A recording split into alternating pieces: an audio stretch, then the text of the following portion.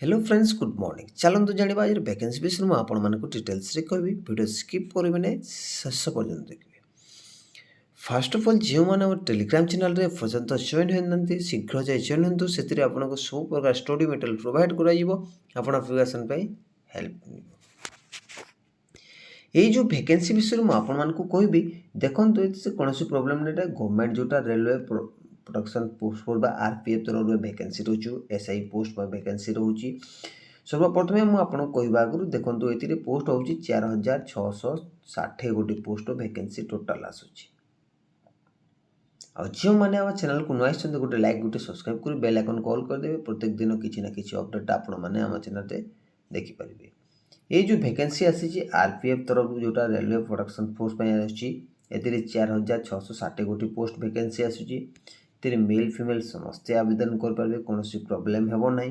ये जो application mode online process रही जो पोस्ट आसूची देखो ये कॉन्स्टेबल एंड सब इन्स्पेक्टर रोचे पोस्ट वैकेंसी मुझे कॉन्स्टेबल सहित आपको सब इन्स्पेक्टर पोस्ट वैकेंसी आसूँ के 4660 गोटी पोस्ट वैकेंसी देखा पाइबे। एथिरे ओडिशा ऑल डिस्ट्रिक्ट कैंडिडेट समस्ते आवेदन करेंगे कौन प्रोब्लेम हेबो नहीं। लोकेशनटा केवल ओडिशा रे रहिबो किंतु एथिरे गोटे प्रोब्लेम रोज आप सैलरी अधिका रोटा आप देखा पाइबे 20,000 रू 50,000 पर मंथ रही जॉब परमानेंट जॉब वैकेंसी विषय में आपको डिटेल्स कहूँ देखो वैकेंसी विषय कहवा आगु देखो ये आपको देखिए ये कॉन्स्टेबल 4,208 गोटी पोस्ट वैकेंसी रोचे कॉन्स्टेबल पोस्ट पे सब इन्स्पेक्टर रोचे 452 गोटी पोस्ट वैकेंसी रोचे के 452 गोटी पोस्ट रोचे मुझे यार ऑफिशियल नोटिफिकेशन मुझे भी देखदेवी केमी आवेदन करी प्रोसेस कहीदेवी वीडियो स्किप करेंगे नहीं शेष पर्यटन देखिए डिटेल्स सबकि जापर। देखो एज लिमिट कौन रोचे एज लिमिट कॉन्स्टेबल 18 रू के 25 रही मिनिमम 18 रू के 25 सब इन्स्पेक्टर रही 20 रू 25 बुझिले। यही जदि बयस होची आपण माने आवेदन करेंगे कौन प्रोब्लेम हेबो नहीं।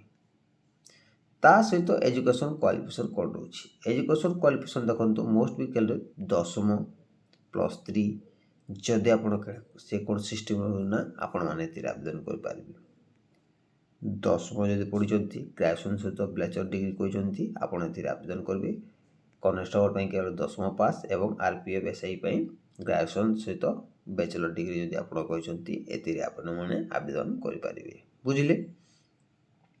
सिलेक्शन प्रोसेस केमिति रहिबो सिलेक्शन प्रोसेस देखो ये सिलेक्शन प्रोसेस रहिबो सीबीटी टेस्ट पीईटी टेस्ट बा PMT test then certificate verification ये 4 प्रकार जब आप क्वालिफाई करेंगे जॉबटा कन्फर्म कर CBT test computer based test हे तापर पीईटी टेस्ट रे आपको फिजिकल इफिशिएंसी टेस्ट हे तापर पीएमटी वाला फिजिकल मैक्सिमेशन टेस्ट हे तापर आपन को डी रे हेबो सर्टिफिकेट वेरिफिकेशन ये 4 प्रकार जब आपको पाखर अच्छी अभिज्ञता तापर आपण मैंने ये आवेदन करेंगे।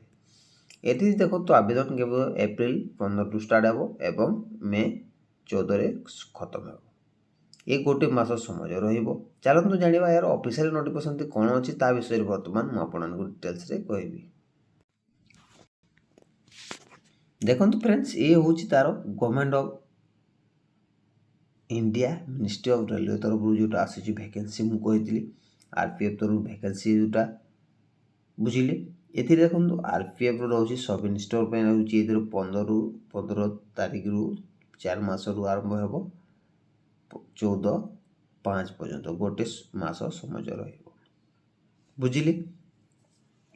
तार वैकेंसी विषय मुझे ऑलरेडी मेंशन कराई ये देखो 4,660 टोटाल गोटे पोस्ट वैकेंसी रोचे जोटा 552 गोटे पोस्ट रोचे केवटा सब इन्स्पेक्टर रोचे एवं जो कॉन्स्टेबल पोस्ट रोचे 4,208 गोटी पोस्ट वैकेंसी रोचे। ये आप देखिले बयस सीमा अधिक बढ़ीज सैलरी 35,000 रू 21,000 सैलरी अच्छी ଏଥିରେ ମଧ୍ୟ ଏଜୁକେସନ୍ କ୍ୱାଲିଫିକେସନ୍ ସହିତ ଦେଖନ୍ତୁ ଏଥିରେ ଆପଣ ସର୍ଭିସରୁ ଗ୍ରାଜୁଏସନ୍ ପାସ୍ କରିଥିବା କଥା ଏବଂ କନେଷ୍ଟବଳ ପାଇଁ କେବଳ 10ମ ଯଦି ପାସ୍ କରିଛନ୍ତି ନା ଦେନ୍ ଆପଣମାନେ ଏଥିରେ ଆବେଦନ କରିପାରିବେ, କୌଣସି ପ୍ରୋବ୍ଲେମ୍ ହେବ ନାହିଁ।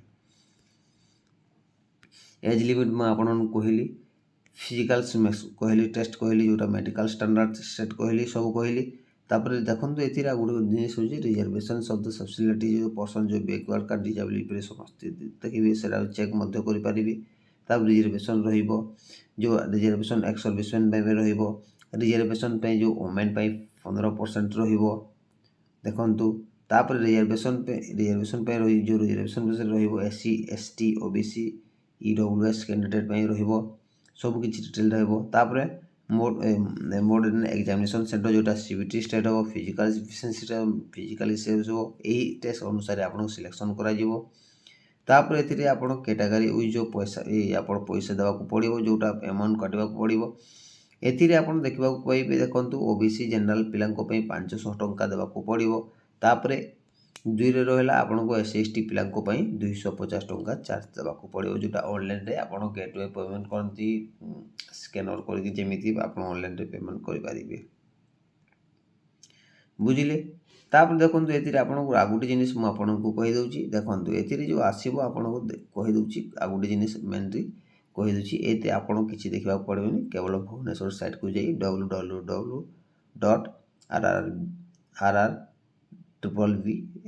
ଗଭର୍ଣ୍ଣମେଣ୍ଟ ଇନ୍କୁ ସର୍ଚ୍ଚ କରିବେ। ଏଥିରେ ଆପଣ ଯାଇ ଭିଜିଟ୍ କରିବେ ଏବଂ ଆପଣ ଓଡ଼ିଶାରେ ହିଁ ଜବ୍ଟା ପକାଇବେ, ଯେଉଁଟା RPF ଯେଉଁଟା SI ପୋଷ୍ଟ ପାଇଁ ଭ୍ୟାକେନ୍ସି ରହୁଛି, ଆପଣ ଏହି ସାଇଟ୍କୁ ଯାଇ ଭିଜିଟ୍ କରିପାରିବେ।